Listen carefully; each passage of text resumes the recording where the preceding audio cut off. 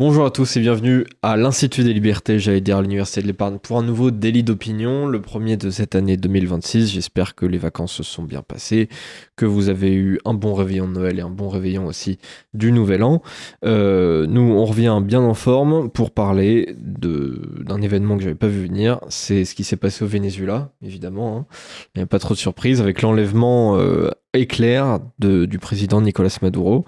Alors déjà, est-ce que c'était à prévoir ce truc? Bon, si vous lisez mon dernier livre, c'était évident. Maintenant, on revient vers un retour des empires. Hein.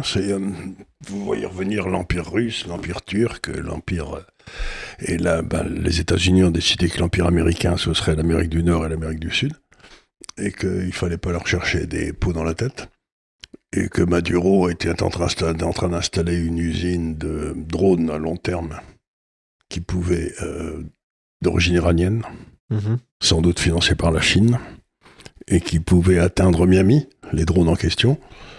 Donc, puis en plus, il y avait ils avaient donné l'exploitation de métaux extrêmement rares qui existent au Venezuela à des Chinois. Donc, les Chinois risquaient de faire un double corner, en quelque sorte, et sur les métaux rares et sur les terres rares. Donc, les Américains ont fait savoir que l'Iran ni la Chine n'avaient rien à faire en Amérique latine, quoi. Bon. Ouais. Ça a été fait de façon, si j'ose dire, assez élégante. On a enlevé le pantin de service, là, M. Maduro, qui n'était... Il faut savoir que au Venezuela, il y a eu une véritable prise de contrôle du Venezuela par les élites cubaines. Hein. Et donc, si vous voulez, que le Venezuela, ça n'était que la continuation de Cuba, mais avec du pétrole. Ouais. Mais vous savez, ce qu'on dit toujours, c'est que les socialistes, si vous les mettez à la tête du Sahara, au bout de 3 mois, ils doivent apporter du sable, quoi. Ouais. Alors, ils ont réussi à foutre en l'air l'industrie pétrolière vénézuélienne, alors que c'est les plus grosses réserves du monde, quoi. Effectivement, c'est les plus grosses réserves du monde, 25% de l'entièreté des réserves. Voilà, c'est plus que l'Arabie Saoudite, c'est plus que n'importe quel pays. Et dans les années 70, c'était 3 millions de barils par jour. Donc là, c'était organisé par Texaco, Exxon, Chevron. Le suspect habituel. Voilà. Et ensuite, ça a été nationalisé, donc sous Chavez. Alors, ils ont continué à avoir, dans un premier temps, une bonne production. Et puis, petit à petit, ça s'est étiolé. Ça s'est vraiment aggravé sous Maduro, qui a décidé de pas faire les investissements nécessaires, ne serait-ce que pour la maintenance, etc. Donc, l'essentiel de l'infrastructure pétrolière vénézuélienne est juste hors d'état. Il y a dans leur fameux lac, là où ils extraient énormément de pétrole, il y a 12 000 installations, il y en a 7 000 qui sont dysfonctionnelles ou tout simplement qui ne fonctionnent plus du tout. 700 000 barils par jour, quoi. Voilà. Donc maintenant, c'est une production de l'ordre de quelques centaines de milliers. Mais qui est en principe quasiment tout acheté par la Chine.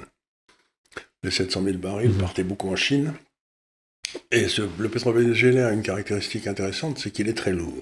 Oui, c'est-à-dire que pour le raffiner, il faut des raffineries un peu spéciales, et que les raffineries qu'il y avait dans les Caraïbes ou au Texas étaient bâties pour le pétrole vénézuélien. Tout à fait. Donc, voilà, c'est aujourd'hui une partie importante du pétrole chinois, pas énorme, mais enfin un peu, les 700 000 plus que 1,5 million, je crois, qui arrivent d'Iran.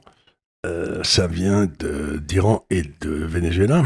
Et là, avec ce qui se passe en Iran et ce qui se passe au Venezuela, la Chine doit se sentir un peu mal à l'aise pour ses importations de pétrole. Parce que, bon, elle peut le faire de l'Arabie Saoudite, mais c'est pas aussi...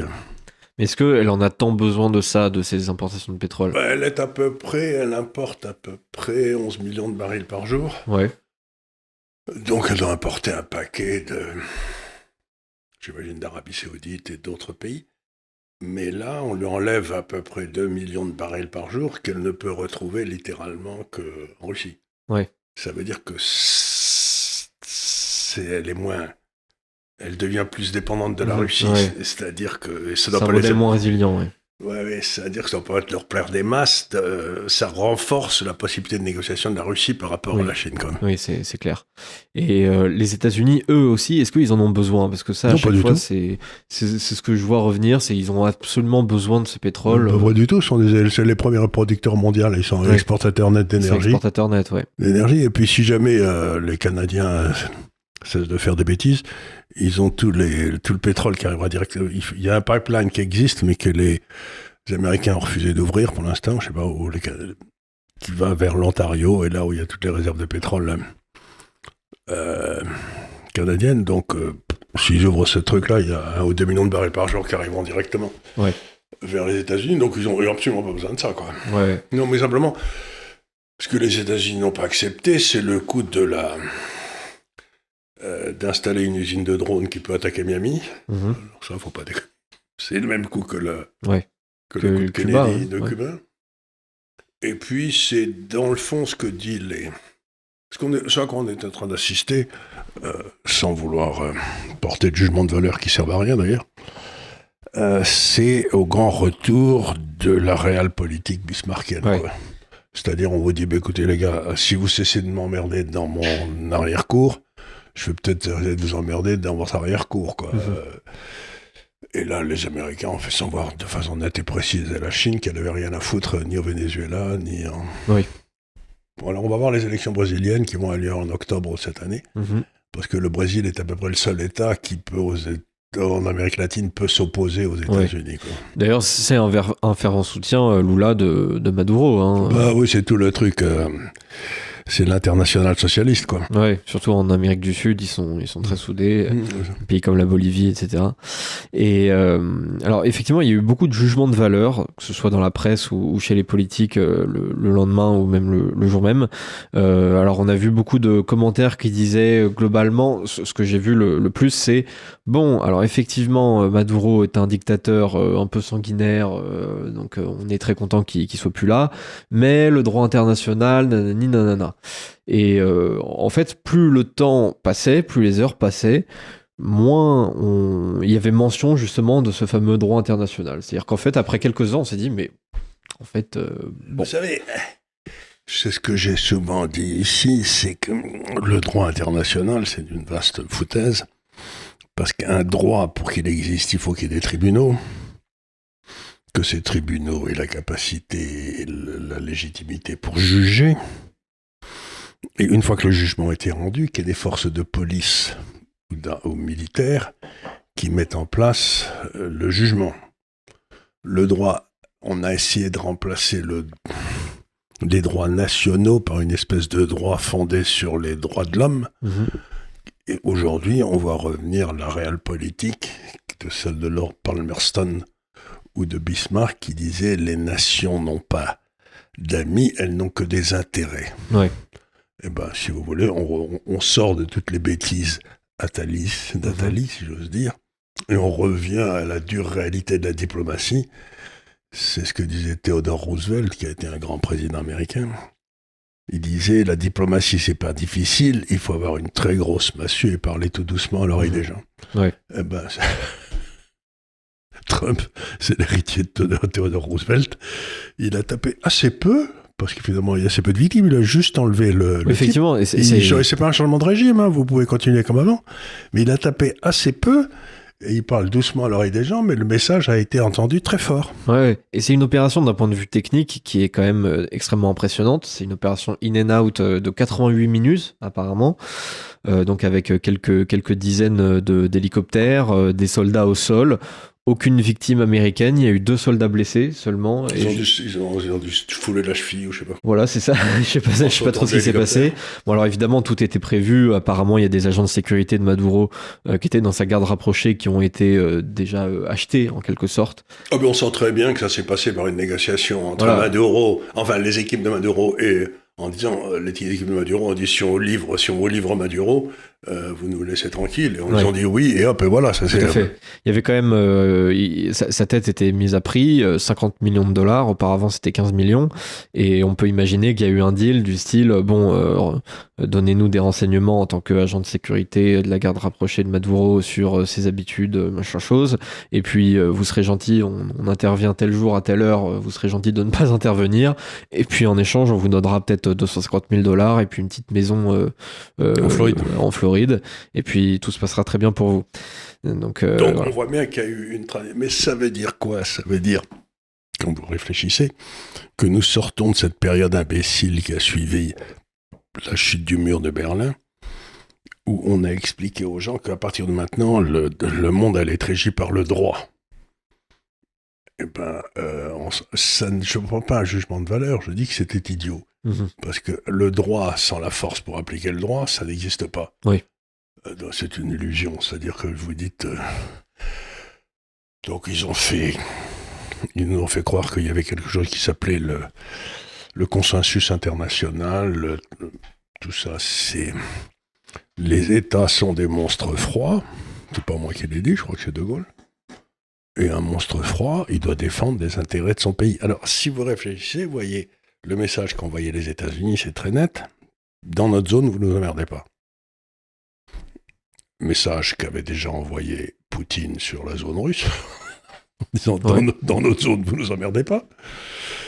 Et donc, les Chinois, ils doivent se dire, dans notre zone, vous ne nous emmerdez pas, ça veut dire que vous cessez de me casser les pieds avec Taïwan. Oui. Ça ne veut pas dire que je vais envahir Taïwan, mais ça veut dire que vous cessez de lui vendre des armes, etc.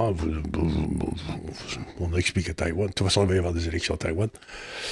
Et le parti au pouvoir qui varie, celui qui reste d'être élu, est tout à fait partisan de ne pas proclamer l'indépendance de Taïwan. Vous savez, j'avais discuté avec le ministre des Affaires étrangères de Taïwan il y a 25 ou 30 ans, et je lui avais dit quelles sont les 2 lignes rouges que vous avez mis, que la Chine a mises à votre politique étrangère.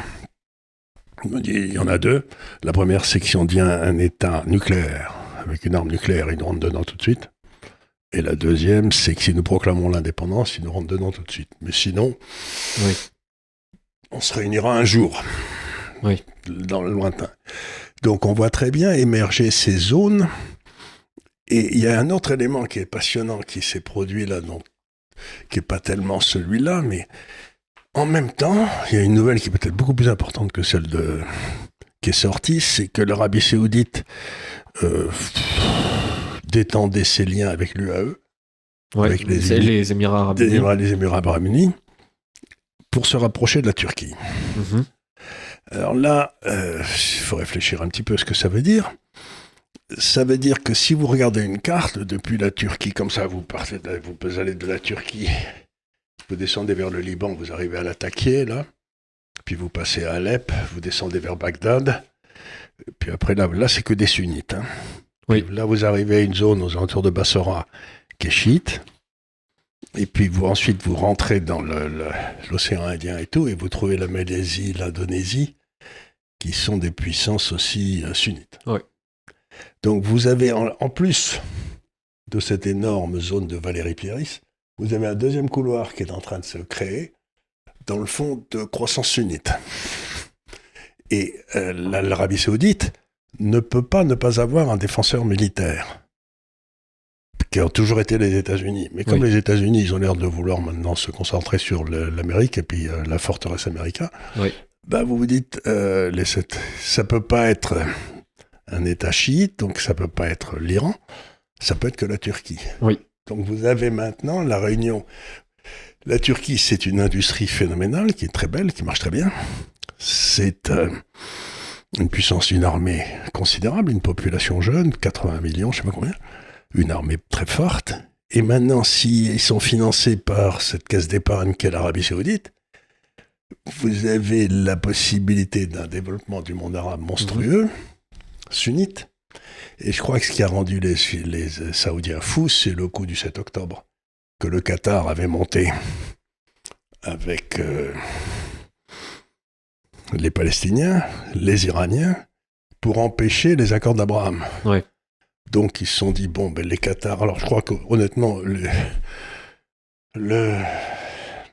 Le Qatar, c'est des sales cons, mais les Bahreïn et le troisième, comment il s'appelle déjà, Abu Dhabi, à mon avis, ils reçoivent des coups, ils y sont pour rien. C'est pas leur truc, c'est pas de peau, ils étaient au mauvais endroit, quoi. Ouais.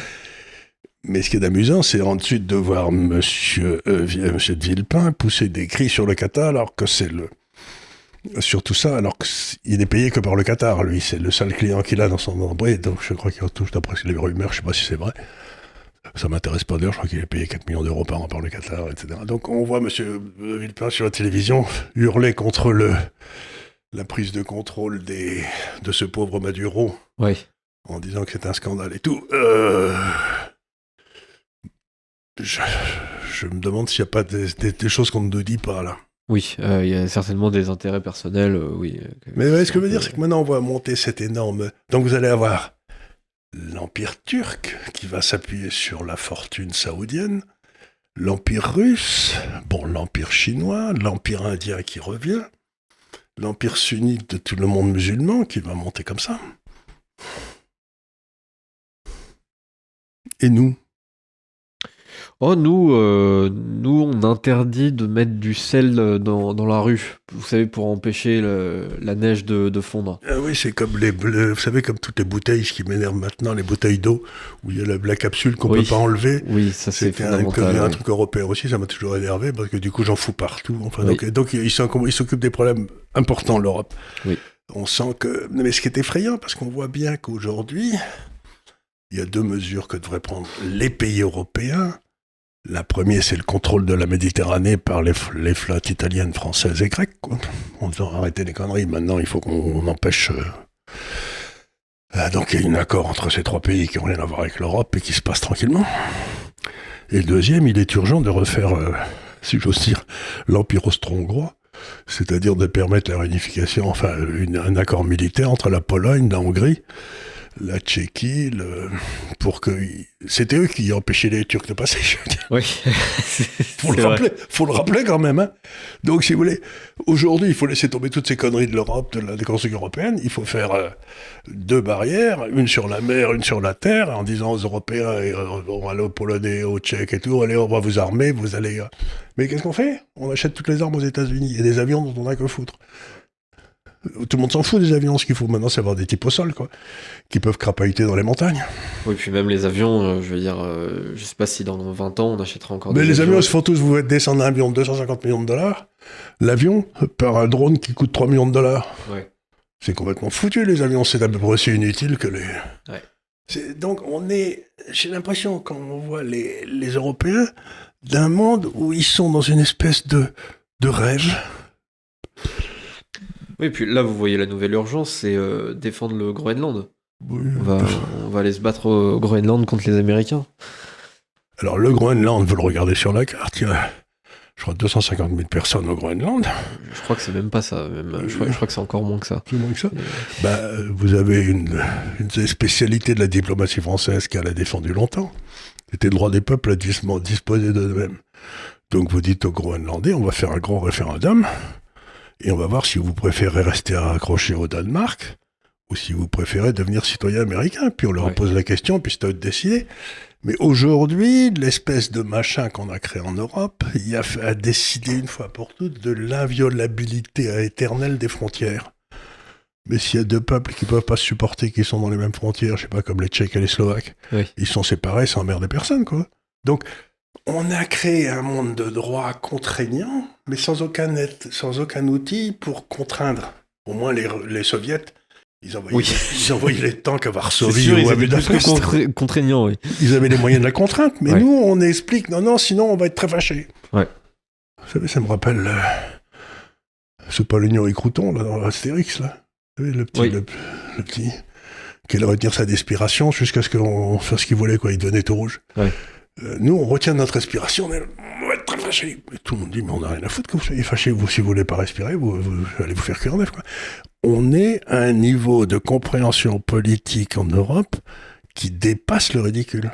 Et alors vous dites l'Arabie Saoudite se tourne vers la Turquie. C'est énorme comme mouvement. La Turquie qui est en plus de ça c'est plutôt bien placée parce que c'est une puissance d'équilibre sur le plan géographique et aussi sur le plan diplomatique parce que c'est un peu entre les États-Unis et la Chine. Ça fait quand même partie de l'OTAN, bon, avec Je sais pas si longtemps, va durer longtemps. Voilà, je sais bien, mais disons que à l'heure actuelle, c'est le cas. Alors avec quelques tensions avec les pays européens et qui se tournent aussi un peu vers l'Est, vers la Chine, vers la Russie, tout ça. Et alors, mais à partir concrètement, du moment où la Turquie n'a plus de besoin financier parce qu'elle est financée par l'Arabie Saoudite, à ce moment-là, ça devient une puissance formidable. Oui, bien sûr. C'est absolument gigantesque, ça devient... Vous savez, moi, je suis né en Syrie. Dans ma famille, j'ai toujours entendu parler de l'armée turque. C'est une armée, c'était des soldats absolument incroyables. Et je peux vous raconter une anecdote, je ne sais pas si elle est vraie, mais c'est celle qu'on m'a racontée quand j'étais enfant. Quand la guerre de Corée s'est terminée, il y a eu un échange de prisonniers. On a rendu les prisonniers turcs. Parce que la Corée se battait aussi avec la Turquie. Il y avait des contingents turcs pendant la guerre de Corée. Oui. Alors les Turcs ont pris leur contingent et les ont emmenés sur un bateau. Ils ont coulé le bateau. Parce qu'un soldat turc ne se rend pas. Un prisonnier turc, d'accord. Ça n'existe pas. Ouais. Je ne sais pas si c'est vrai. Mais je peux vous dire que le soldat turc, c'était quelqu'un qui foutait une trouille bleue à tout le Moyen-Orient, quoi. Donc, que l'Arabie Saoudite, qui avait été dominée par les Turcs, fasse revenir dans le jeu diplomatique la Turquie, ça veut dire que l'Arabie Saoudite se dit « Je ne suis pas capable de me défendre, mon armée est... » Bon, ils n'ont même pas réussi à vaincre les Yéménites, là. Donc, il faut que j'ai quelqu'un de militaire sur lequel m'appuyer. Ça ne peut plus être les États-Unis.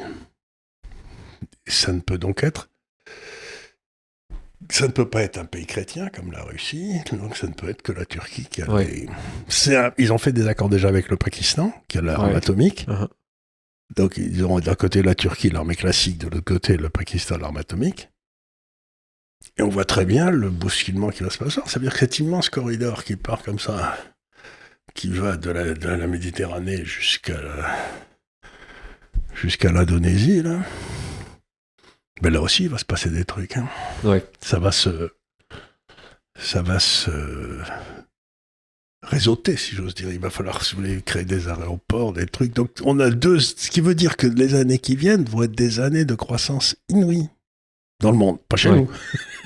Oui, bah là, c'est pas parti pour, C'est pas parti pour. Ça pourrait, mais c'est pas parti pour. C'est pas parti pour, mais par contre, Air Liquide, Schneider, ils vont cartonner comme des fous, quoi. Oui, c'est pareil. D'ailleurs, pareillement, j'ai vu le tweet d'Emmanuel Macron par rapport à la fameuse opération d'enlèvement de Maduro, et je m'attendais justement à ce que, comme tout le reste de la classe politique, Macron fasse oui, mais l'état de droit, le droit international, etc. Et en fait, non, il n'en a pas parlé, et je me suis posé la question, tout simplement parce qu'il existe des liens politiques entre les grandes entreprises et les politiques. Je me suis demandé si c'était pas une manière de réclamer une petite place pour Total au Venezuela aussi. Total qui a les technologies d'ailleurs pour raffiner ce pétrole. Je crois que l'Union soviétique, c'est ce que j'ai dit ce matin, mais l'Union soviétique avait envahi, c'était Budapest, je crois. C'était il y a longtemps. Il y avait un ministre des Affaires étrangères, je me demande si c'était pas Chesson, je sais plus, qui avait dit quand les chars russes étaient rentrés à Budapest, de toute façon, nous ne ferons rien. Bien entendu, de toute façon, nous ne ferons rien. Ce qu'a dit Macron, c'est une forme de poli de dire bien entendu, nous ne ferons rien. Oui, c'est pas faux. C'est pas faux, mais je suis surpris de cet accès d'intelligence et cet âne batté. Oui. Je me dis, si quelqu'un d'autre a dû lui dire que vous ne pouvez pas... mais que ce quelqu'un d'autre a automatiquement les moyens de contrôler la parole de notre président, donc ça ne peut être que l'ambassade américaine. En lui disant, on n'aimerait pas du tout que vous fassiez des remarques désagréables. Oui. C'est pas impossible, hein. D'ailleurs, l'ambassade américaine se situe à 100 mètres de l'Elysée, donc... Oui, et puis ils ont des grandes oreilles aussi, ils ont les écoutes, et puis ils savent peut-être des choses sur Macron, qui ont des moyens de pression, j'en sais rien. C'était déjà le cas avec Mitterrand, mais... Donc, on est en train d'assister en temps réel à l'écroulement du rêve mondialiste. Vous savez qu'on on allait vers les globalistes, le mondialisme, la mondialisation heureuse et tout. On assiste en fait au grand retour des empires. Alors certains analystes ont dit, regardez, Trump il s'est fait élire sur la promesse d'un non-interventionnisme, en tout cas d'un isolationnisme, et là regardez, il intervient un coup en Iran, un coup au Venezuela. Est-ce que finalement Trump ne revient pas, ou change d'avis ou rechange d'avis par rapport à mais vous remarquerez cette qu'il ne politique-là met jamais de boots on the ground. Oui. Vous savez, c'est-à-dire qu'il n'envoie pas de troupes. Il envoie des avions, des fusées, des troupes d'élite. Mais les troupes d'élite, elles sont arrivées, elles ont capturé le gars, elles vont le faire juger, elles sont reparties. Et c'est un peu ce qu'on avait fait avec nos... Comment il s'appelait Nogueira, le Panaméen qui, Bush le père, avait piqué pour... ils avaient fait la même chose. Il y a 20 ans, 25 ans. Donc...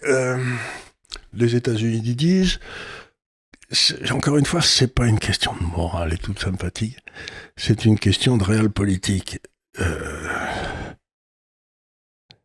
L'Amérique du Nord, l'Amérique du Sud, y compris le Canada et le Groenland, ça fait partie du territoire de forteresse américaine.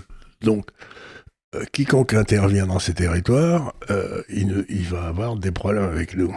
Et il y en a un qui pourrait avoir des problèmes assez rapidement, c'est Zelensky. Parce que si vous cherchez un gars qui a fait du trafic d'armes, du trafic de drogue, qui n'a pas élu et qui a fait tuer des tas de gens, Zelensky pourrait se faire enlever par les troupes d'élite américaines et être jugé.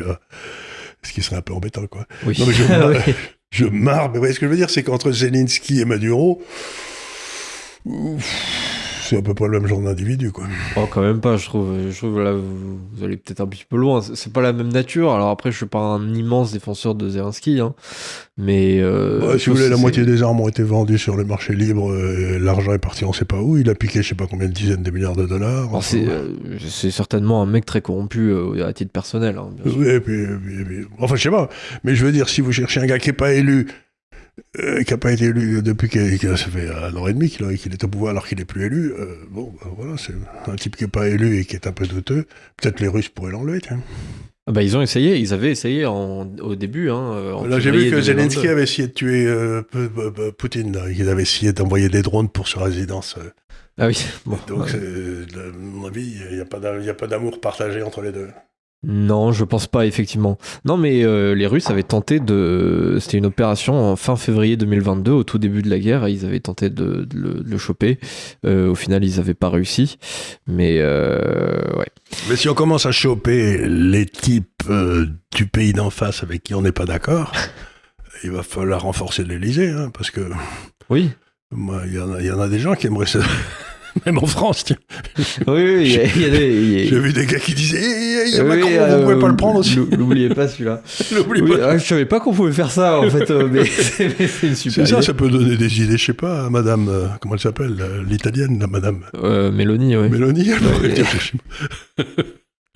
Oui, c'est une bonne façon de régler les problèmes internationaux, quoi. Oui, bien sûr. Non, mais en plus de ça, alors derrière, faut dire que pour la question du Venezuela, il y a un petit peu de flou parce que les États-Unis, Trump a dit dans sa conférence de presse ensuite à Mar-a-Lago, on va gérer la situation en attendant une transition, machin chose. Sous-entendant, en fait, il veut qu'il y ait un président issu de l'opposition. Qu'il y ait des élections. Qu'il y ait des élections, alors ça c'est déjà... Le vrai problème des élections, c'est comme il y a 8 ou 9 millions de Vénézuéliens qui sont échappés de leur pays tellement c'était la misère noire, comme toujours avec des pays socialistes et communistes d'ailleurs. Et donc ils sont en Bolivie, ils sont au Pérou, ils sont partout. Et il faudrait que ces gars-là puissent voter. Mmh. Aujourd'hui, si vous faites des élections, il ne reste plus que les crétins qui votaient pour parce qu'ils s'étaient... cela dit, même dans ces conditions-là, c'était quand? C'était pas l'été dernier, peut-être c'était juste, c'était l'été d'avant. S'il n'y avait pas eu des fraudes, il passait pas. Hein. Oui, c'est ça. C'est-à-dire qu'il est passé avec un peu plus de 50%, et selon l'opposition, alors c'est pas un résultat officiel, donc je sais pas ce qu'il vaut, mais selon l'opposition, c'était leur candidat qui avait gagné avec entre 60 et 70% des voix. Donc, ouais, d'urne jusqu'à vous savez, c'est ce que disait Staline, qui était un remarquable démocrate, il disait ce qui compte, c'est pas. Que dans une élection, la seule chose qui compte, c'est qui compte les voix. Oui. Et je crois que Maduro, Monsieur Mélenchon, il avait très bien compris que Maduro savait compter les voix. Oui, il avait une astuce. Donc c'était ça faisait partie des hommes qu'il est. Parce que si Monsieur Mélenchon était élu, je suis sûr que celui qui compte les voix, ça deviendrait beaucoup plus important que les voix elles-mêmes, quoi. Oui, c'est sûr. Je crois qu'il n'y a pas de souci à se faire là-dessus. D'ailleurs, il avait déjà été accusé d'avoir trafiqué l'élection de 2018, il me Oui, semble. bien sûr. Qui avait d'ailleurs déjà... il y avait eu plein de morts à l'époque. Il y avait eu plein de morts à l'époque, plein de blessés. Il y avait eu du coup la déclaration de Juan Guaido, qui était le président de l'Assemblée nationale, puisque ça faisait déjà depuis 2014. Oui, qui était parti de l'autre côté. Voilà. Depuis 2014, déjà, l'Assemblée nationale, elle avait basculé de l'autre côté. Du côté opposition. Maduro avait dit si c'est comme ça, je m'en fous de l'Assemblée nationale, l'Assemblée nationale n'a aucun pouvoir. Donc du coup, déjà première vague de manifestations, il y en avait eu encore 4 ans après. Guaido a dit... Il y a eu la Cour suprême qui était partie. Voilà. C'est marrant comme tous les gens de gauche sont toujours attachés au droit, etc., sauf quand il s'agit d'un des leurs, parce que là, la Cour suprême avait été contre Maduros, l'Assemblée nationale, le président de l'Assemblée nationale, etc., et Maduros était considéré comme un héros. Mais il faut bien se rendre compte que le Venezuela était un pays qui avait littéralement été capturé par Cuba. C'est-à-dire que les élites de Cuba géraient un petit peu le Venezuela. Ouais. Donc c'est la même. Donc Chavez avait une adoration pour Castro.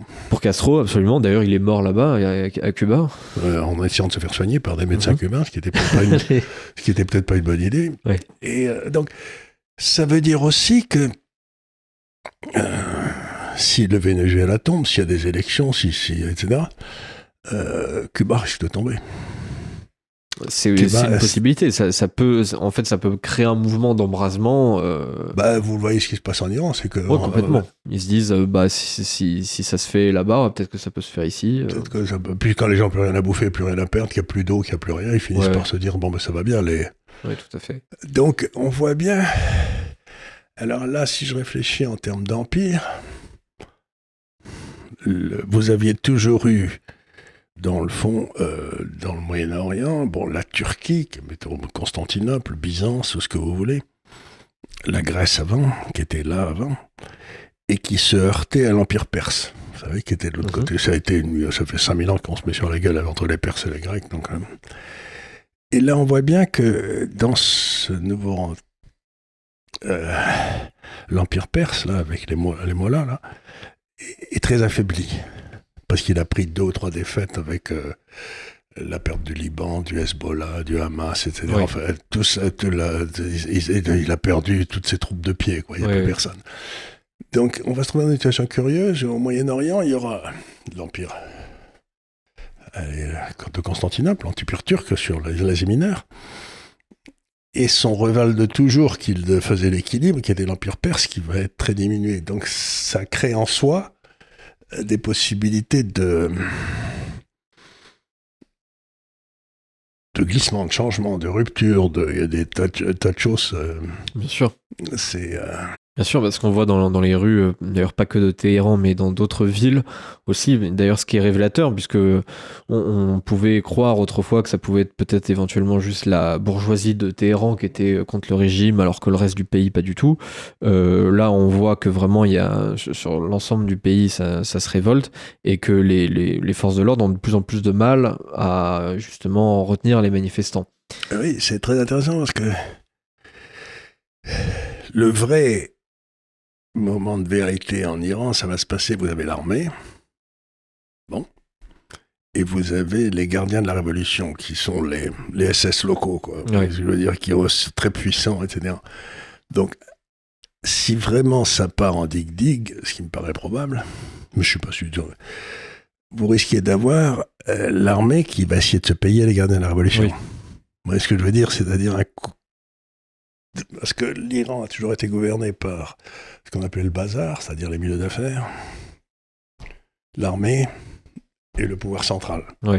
Mais le pouvoir central avait créé une espèce de truc aujourd'hui qui n'existait pas avant, mais c'est une puissance politique, militaire, économique, les gardiens de la révolution qui est... Donc, quelque part, vous avez, je sais pas, un quart de la population, j'en sais rien, qui sont dans ces gardiens de la Révolution et qui doivent être liquidés par l'armée. Ouais. Ça veut dire qu'on n'a pas fini de rigoler, quoi. Non, c'est sûr. C'est sûr, on peut... 2026 commence bien, hein. Ah oui, c'est sûr, ça commence sur les chapeaux de roue. Ouais, la semaine dernière, je me suis dit, bon, bah, sur quoi on va attaquer cette émission de la rentrée? Je me suis dit, peut-être on va parler de la Chine. J'avais lu un numéro du Point, d'ailleurs, qui était plutôt sympathique sur la Chine. Donc, je me suis dit, peut-être on va faire un petit truc comme ça sur la Chine. Et puis là, l'autre, il décide de juste enlever un chef d'État étranger. Je me dis, bon, bah, écoutez, on non va seulement faire il le fait enlever, mais il le fait ensuite juger par des tribunaux américains. Ouais. C'est-à-dire qu'on retrouve encore une fois cette extraterritorialisation du droit américain. Oui.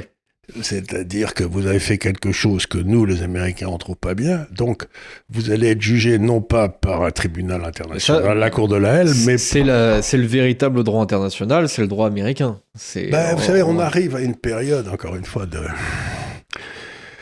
qui me rappelle de vieux souvenirs, c'est tout le 19e, où on disait « Might is right ». La force fait le droit. C'est pas particulièrement joli comme formule, mais on revient dans une période où la force fait le droit. Oui. Si vous n'avez pas de force, vous n'avez pas de droit. Oui. Non ? Bah oui, je suis d'accord, oui, bien sûr. À partir du moment où la France, si vous voulez, n'a plus de frontières, n'a plus d'armée, n'a plus de police, n'a plus de législation, n'a plus souverain ni dans aucun domaine, elle a plus de droit. Oui. Elle a plus de moyens de faire respecter son droit. Oui. La devise de l'Angleterre, c'est Dieu est mon droit. Mais bien sûr, tous ceux qui parlent de droit international par rapport à ce qui s'est passé sur cette opération Absolute Resolve, qui va enquêter sur les États-Unis? Quel tribunal? Qui va faire quoi? C'est quoi la procédure? Mais déjà, les États-Unis ont dit que s'il y avait des enquêtes qui étaient faites par le tribunal de la Haye sur ce qu'ils faisaient, parce qu'ils ne sont pas signataires. Hein, oui, absolument. À ce moment-là, si vous voulez, ils prendraient sur eux d'arrêter les juges et de les faire juger aux États-Unis pour avoir outrepassé la souveraineté américaine. Ils n'ont pas le droit de juger des choses qui se passent faites sous les ordres du gouvernement américain. Vous pouvez trouver que c'est très mal, hein, mais la réalité, c'est que un État normal ne peut pas accepter que des gens qui ont fait des opérations comme celle d'Absolute Resolve là, soient jugés par des gens à l'extérieur qui n'ont rien à voir avec le schmilblick. Oui. C'est même pas envisageable. Et puis bon, la vérité, c'est que même chez ceux qui disent, à part chez l'extrême gauche, typiquement les Mélenchonman qui sont vraiment pour le coup fans. Il pleurait hier, Mélenchon. Ouais, voilà. J'ai vu à la télévision, il pleurait. Mais d'ailleurs, il avait fait un discours aussi pour la mort de Chavez. Il était parti dans un délire en solo sur Chavez. C'est aussi un de ses grands hommes. Et à part ceux-là, même tous ceux qui parlent de droit international, etc., sont quand même bien arrangés, je trouve. Ils sont bien contents qu'on soit occupé de Maduro. Mais ils sont bien contents, mais ce que ça veut dire, encore une fois, c'est que leur histoire de droit international, ça n'a plus de raison d'être. Oui. Il ne faut plus parler de droit international, ça n'existe pas. Ça n'existe pas, et d'ailleurs, ça n'a à peu près jamais existé, en fait. Hein. Jamais. Parce que je veux dire, même dans l'imaginaire collectif de post-guerre froide, là, ça y est, on a le droit international, etc. Pas vraiment. Je veux dire, nous, on s'est permis de bombarder la Serbie pendant 71 jours de suite, je crois. Ouais. On a libéré le Kosovo qu'on a séparé de la Serbie sans demander l'avis de personne, alors que c'était le centre historique de la Serbie. Donc, il y a l'intervention en Irak. L'opération en Irak, des millions de morts.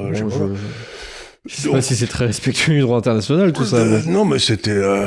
Donc, encore une fois, si vous voulez, on nous a raconté des calembredaines. Ouais. Et le but essentiel, c'était de démasculer chaque nation pour qu'elle ne puisse plus se... Et maintenant... il y a certaines nations qui ont accepté de se faire émasculer. La France. Oui. Cocorico. La France, Cocorico, on a été les meilleurs.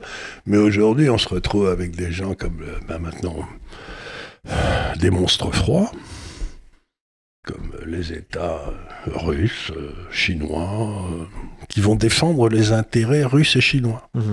Ce qui est quand même scandaleux. Qu'est-ce qui permet à ces États de défendre les intérêts de la population sans se préoccuper des autres? Je sais pas, je pense que c'est très hostile au droit international, en tout cas. Vous faites marrer. C'est vrai. Non, mais je veux dire, avoir des États qui défendent les intérêts des étrangers par préférence à leurs nationaux, faut être arrivé à un niveau de sottise. Ah oui, il faut avoir de l'imagination, mais on a de la ressource par rapport à cela. Alors, on avait dit tout à l'heure, les États n'ont pas d'amis, ils n'ont que des intérêts. Alors, on a déjà... Et encore une fois, quand on dit ça, c'est pas un jugement de valeur, c'est simplement l'histoire des relations internationales depuis 20 siècles, ou depuis 40 siècles, depuis qu'ils existent, quoi. La réalité, c'est qu'il y a des intérêts qui doivent être défendus, et que si vous mettez une morale, etc., ben ça va plus du tout, quoi. Ouais. Et alors, du coup, on a déjà un petit peu traité la question de tout à l'heure, mais il y a plusieurs motifs, plusieurs raisons qui peuvent expliquer cette opération, en dehors de simplement le fait que Maduro ait une sale tête et que Trump aime pas sa moustache. Ça n'a rien à voir avec Maduro, à mon avis, c'était simplement pour bien que le monde entier comprenne que les États-Unis ne veulent pas qu'on intervienne dans leur zone. Point barre. Ouais. Donc en fait, avant tout symbolique presque. C'est presque symbolique, c'est-à-dire à partir de maintenant, boum, cette zone qui va du Groenland jusqu'à la Terre de Feu, c'est nous qui réglons ça. Ouais. C'est la doctrine Monroe, c'est-à-dire que quiconque vient sera en conflit avec l'État américain. Il a invoqué cette doctrine Monroe dans sa conférence de presse. Alors pour rappeler aux gens, c'est quoi la doctrine Monroe ?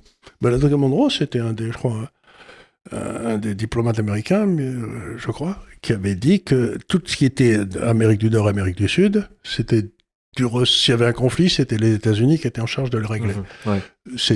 Personne n'avait le droit, ni d'Europe ni d'Asie, de venir se mêler de ce qui se passait en Amérique du Nord et en Amérique du Sud. Et d'ailleurs, Donald Trump a dit que ça allait être transformé dans la doctrine Monroe.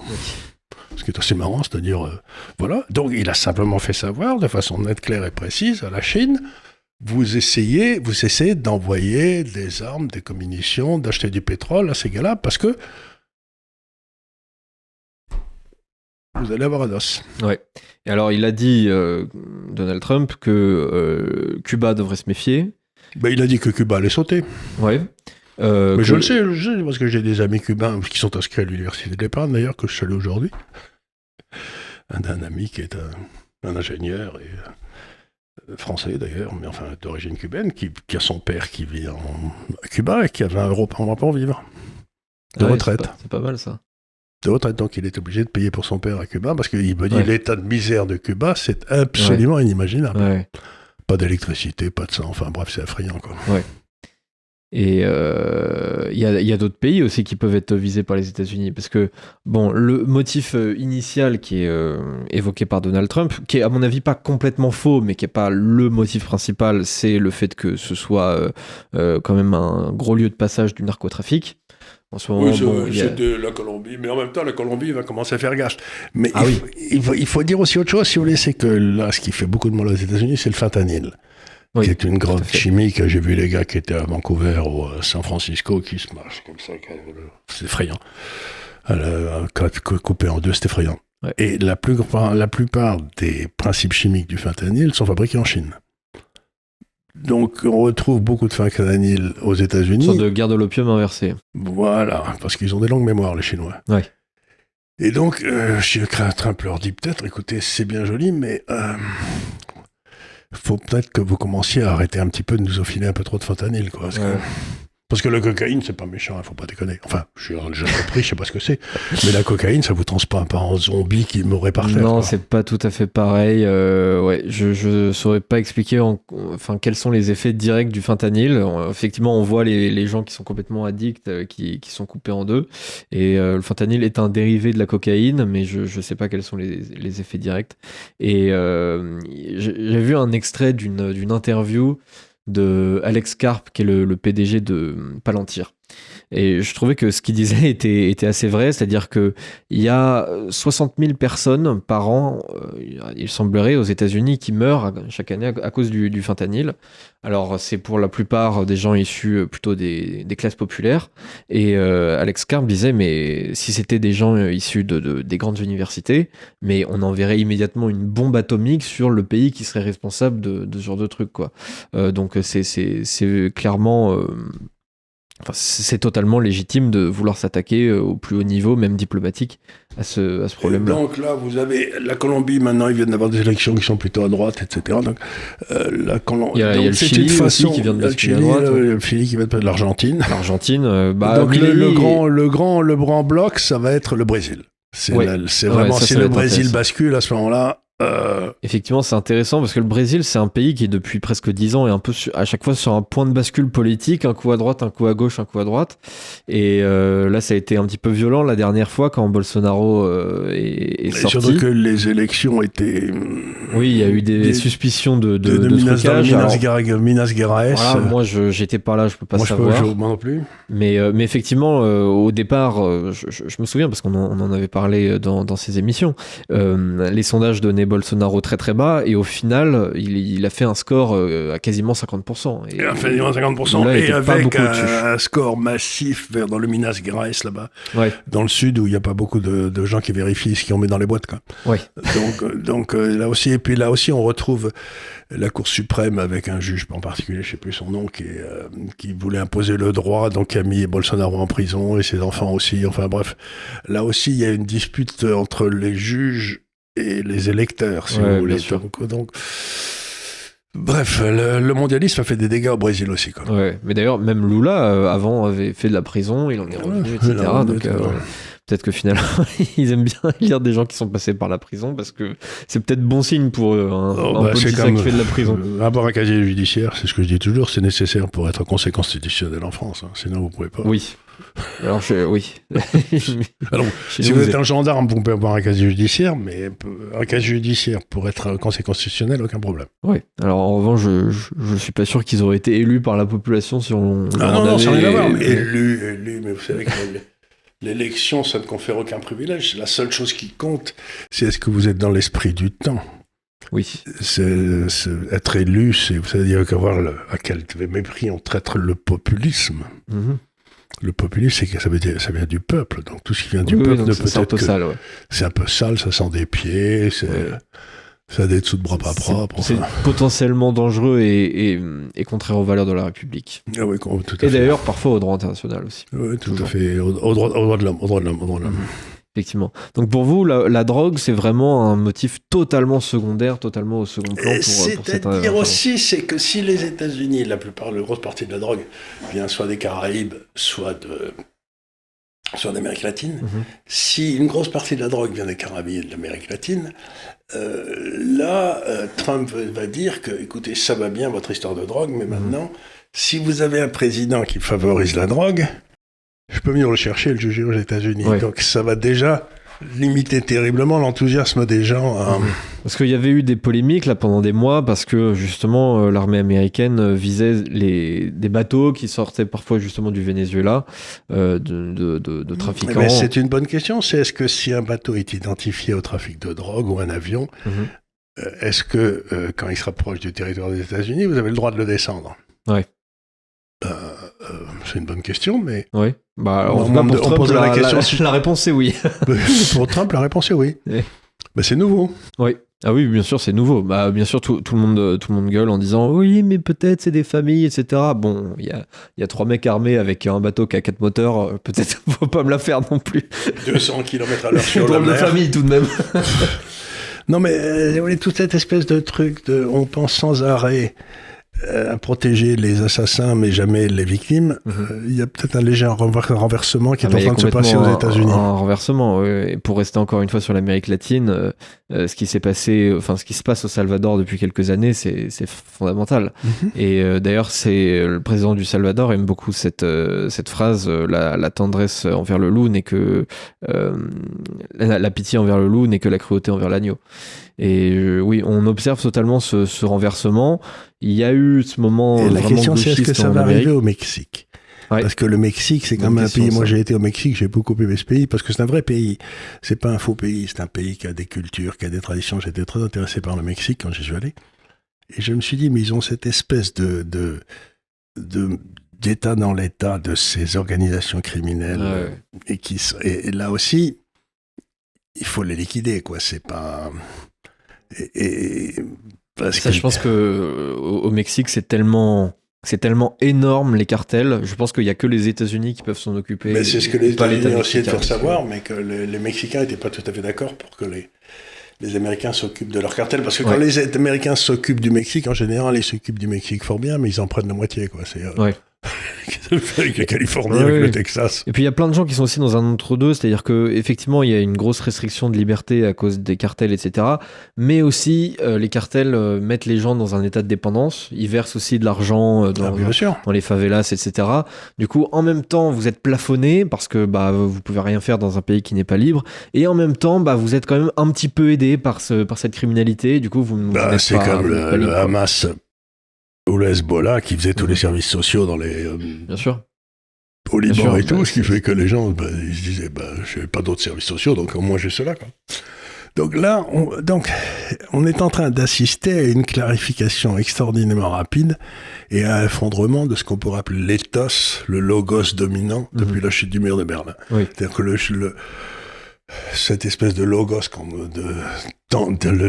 la tendresse humaine coulait à flot, on allait tous être gentils et tout, est en train de s'effondrer de façon grotesque. Ouais. Et moi, je trouve que c'est une très bonne nouvelle parce qu'on vive la réalité. Oui, vive la réalité. Effectivement, on n'a pas l'impression que Trump mente déjà quand il annonce ses motifs. Alors, il peut donner des motifs réels, mais un peu secondaires, comme justement le trafic de drogue.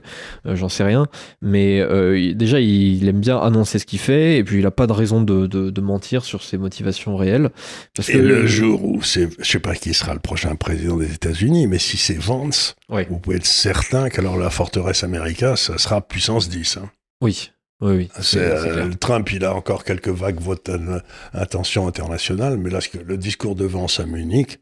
Oui, Vance est moins interventionniste encore que Trump. C'est-à-dire que vraiment, la forteresse America, et puis si vous commencez, le truc qui a été pour moi un choc culturel incroyable, c'est le truc de Thierry Breton, qui n'a pas de visa aux États-Unis, mais c'est comme si, je sais pas,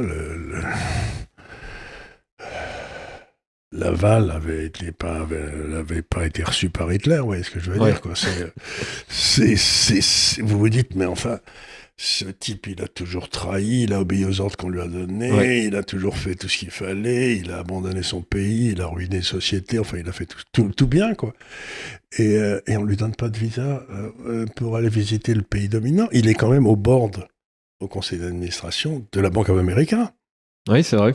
Et donc, si vous voulez, ne pas donner un visa à un gars qui est au conseil d'administration de la Bank of America, c'est vraiment renvoyer un laquais. Ouais.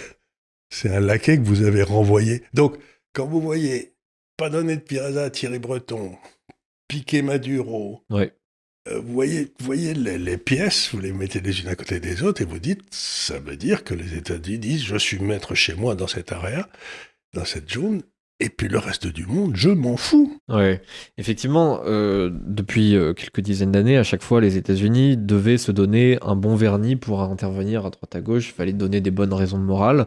Là, on n'a plus vraiment besoin de raisons morales. Et d'ailleurs, la nature des interventions change complètement. C'est pour ça que moi, je suis en désaccord avec ceux qui disent, bah, vous voyez, finalement, c'est le retour des néoconservateurs, etc.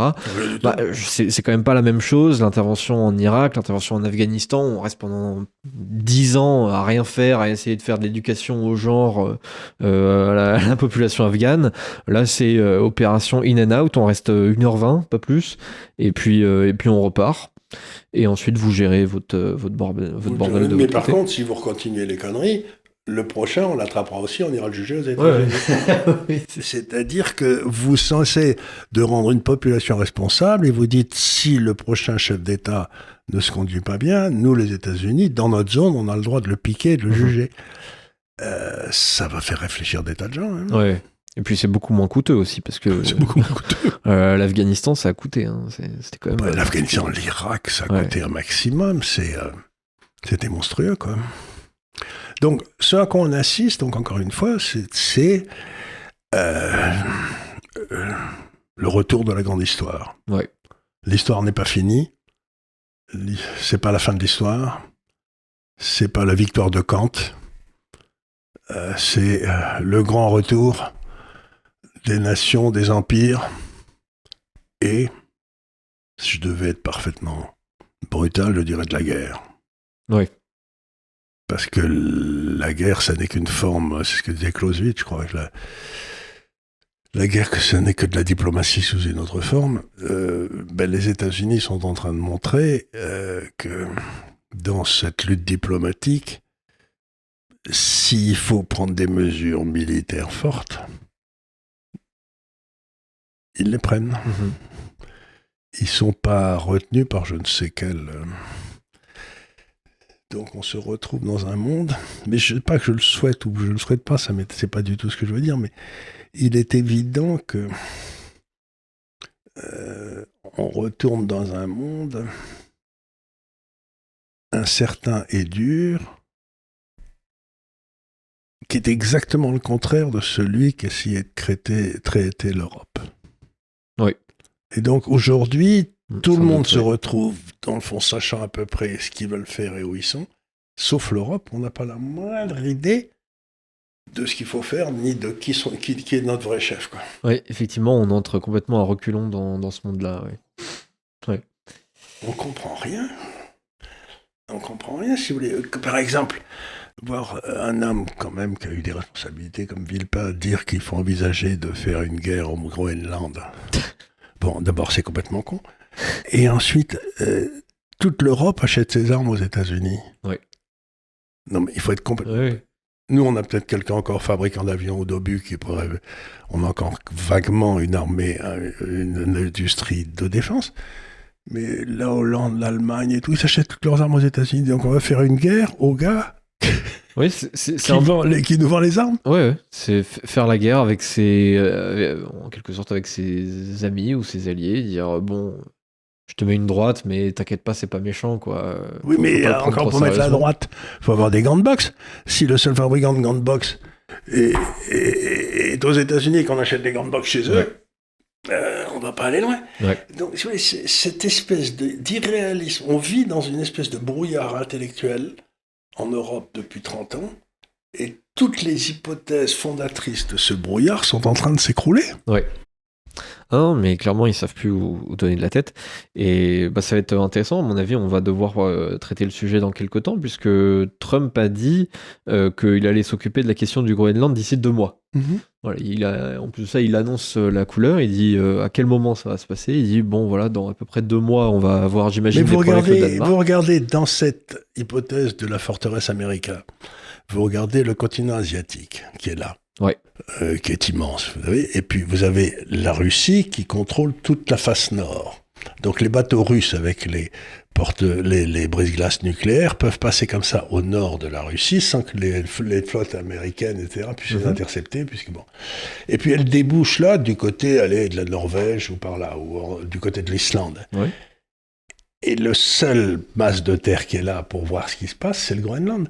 Donc si vous voulez vous protéger en tant qu'Amérique contre l'arrivée des bateaux russes qui passeraient par le nord, vous ne pouvez pas ne pas avoir le Groenland comme truc militaire. Vous ne pouvez pas. Ouais. C'est complètement idiot. Et donc selon vous, quel doit être justement l'attitude les Américains vont dire on va organiser des élections au Groenland pour savoir s'ils veulent devenir Américains ou pas, quoi. Ouais. Et puis il y a 250 Esquimaux là, qui vont décider s'ils préfèrent être Esquimaux américains ou Esquimaux danois, quoi, je sais pas.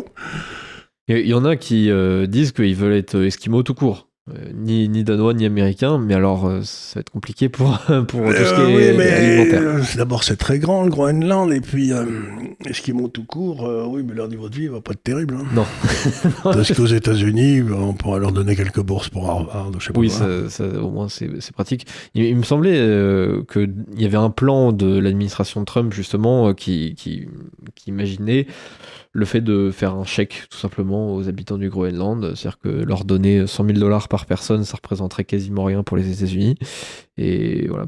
Il ne faut pas oublier que les États-Unis ont acheté toute la Louisiane à la France. Mm-hmm. Et la Louisiane, ça partait de la New Orleans et ça allait jusqu'à Chicago. Donc c'était absolument c'était tout. Et puis ils ont acheté l'Alaska aux Russes. Ouais. Ils pourraient peut-être acheter la Groenland au Danemark. Quoi. Oui, bien sûr. À mon avis, ça leur ferait pas de mal aux Danois parce qu'en plus de ça, eux-mêmes n'exploitent pas vraiment le Groenland, ils savent pas quoi en faire. Donc je sais pas à quoi ça leur sert. Mhm. Ouais, ça peut leur servir à le vendre, peut-être. Pour mettre les Palestiniens là-bas. Je sais pas s'ils vont apprécier le climat. Hein. Je sais pas si c'est un C'était une cadeau. idée, quoi. Non, pourquoi pas, mais je sais pas s'ils vont. C'était des bêtises. Faut pas faire des plaisanteries sur des sujets comme ça, mais il y a des moments où je peux pas me retenir. Mais je veux dire, c'est tellement évident que on revient à ce que j'ai déjà dit, mais might is right. La force fait le droit. La force fait le droit. Ouais. Et que tous ces discours sur les droits de l'homme et tout, ça prend un effet vieillissant. On a l'impression qu'on a des gars du radical socialiste de 1930 qui s'élèvent contre le fait que... Ah non, mais il parle dans le vide. Il parle dans le vide. Ça n'a et surtout aucune avec prise. des mots qui ne veulent plus rien dire. Et on a davantage l'impression qu'ils parlent finalement pour se faire bien voir de leurs semblables. Dans tout ce monde un peu décadent, se dire bon, au moins on est décadent, mais on est ensemble, on est d'accord, plutôt que d'essayer d'avoir vraiment des mots qui ont une prise sur la réalité. Parce que très Et franchement, puis ça de n'en a décrire aucune. la réalité. La réalité, c'est le grand retour des empires. Donc, pour l'Europe, c'est assez simple. Vous avez l'Empire turc, qui a toujours été un danger pas possible. Et il y avait l'Empire russe qui nous a protégés, puis l'Empire austro-hongrois, et puis la flotte italienne, espagnole, française, etc., qui a vaincu les Turcs à l'épante. Et ben, il n'y a rien de nouveau, quoi. Donc il faut protéger la Méditerranée, du moins de notre côté à nous. Et donc il faut le faire vite, vite, vite, vite, vite. Absolument. Je crois qu'on peut conclure cette émission là-dessus. Might is right. Might is right. C'est Et le ça retour n'est des pas empires. un jugement de valeur de notre part, c'est juste dire ce qu'est la réalité aujourd'hui. Voilà, absolument. Merci beaucoup de nous avoir suivis. Encore une fois, je vous souhaite une belle année 2026. Et, évidemment, comme l'année 2025. On va pas s'ennuyer. On va pas s'ennuyer. Ça part très fort. J'espère pas. Comme Trump est toujours là, au moins on sait qu'il va se passer des trucs. Trump, c'est la mauvaise nouvelle, c'est la meilleure nouvelle pour les journaux. Hein. Ah, c'est sûr. Les journaux, les magazines, s'il n'y avait pas Trump, ils seraient tous en faillite. Hein. C'est sûr, on s'emmerdait un peu plus quand il y avait Biden. Il y avait beaucoup moins de trucs à dire. Et je vous dis, du coup, à la semaine prochaine pour un nouveau délit d'opinion. Merci beaucoup.